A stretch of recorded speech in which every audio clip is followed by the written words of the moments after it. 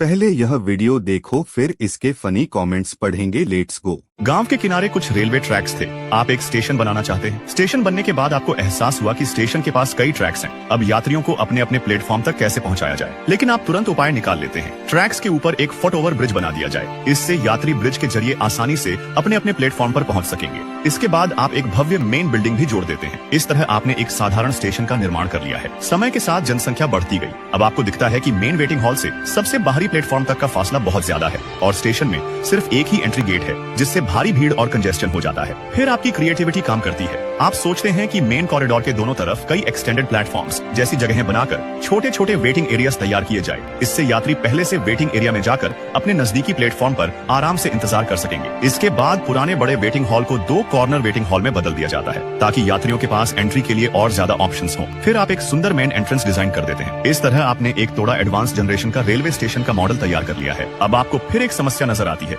अगर यात्री इंतजार करते समय कुछ खाना पीना या शॉपिंग करना चाहें, तो उन्हें बहुत दूर चलना पड़ता है और इससे भीड़ और बढ़ जाती है। फिर आप एक और शानदार आइडिया निकालते हैं। अगर सारी सुविधाएं एक ही विशाल स्पेस में इकट्ठा कर दी जाए, तो यात्रियों के लिए सब कुछ कितनी आसानी से उपलब्ध हो जाएगा। इसलिए आप एक huge central platform area design करते हैं, जिसके चारों ओर एक सर्कुलर कमर्शियल स्ट्रीट बनाई जाती है और बीच में एक बहुत बड़ा वेटिंग हॉल होता है। यात्री अपने जरूरत वाले एंट्री गेट से सीधे प्लेटफॉर्म की ओर बढ़ सकते हैं। अंत में आप इसके ऊपर एक मॉडर्न और ब्यूटीफुल रूफ जोड़ देते हैं। इस तो चलिए शुरू करते हैं। स्क्रॉल करते करते स्टेशन बना दिया।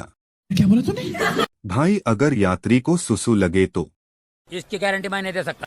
बड़ा हरामी हो बेटा। अब मैं घर नहीं बनाऊंगा, इसी स्टेशन पर रहूंगा।